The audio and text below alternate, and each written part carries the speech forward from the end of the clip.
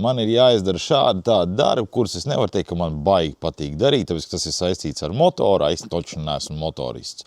Bet apkopīt, uztaisīt vajag. Vai noņemt nost karteru vāku, nomainīt blīvi, un šupa galam arī vajag nomainīt tos gredzentiņus, jā, lai netek, ka tur eļļi nesūcās ārā.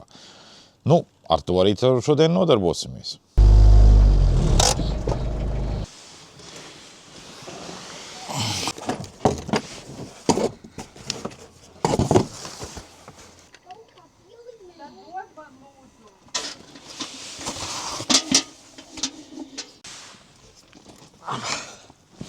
Ideāli!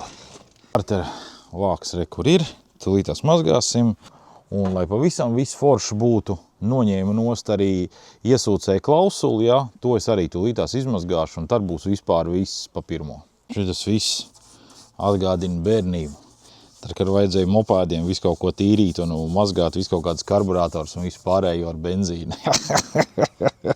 Viss ir nomazgāts, viss ir tīrs un smuks. Bet šis ir pats galvenais iemesls, kāpēc mēs vispār visu šo te sākām. Šī ir blīvīte, kura uzliekās virsū šai trubiņai, caur kuru ieiet iekšā mērkociņš. Jā? Lūk, un viņa ir cieta, viņa ir izdilusi, un visas trakākais ir tas, kad viņa ir saplīsusi. Nu, nevar iedomāties, kuram tas var likties interesants, bet ja ir tādi, tad redz, kā tas viss izskatās no apakšas.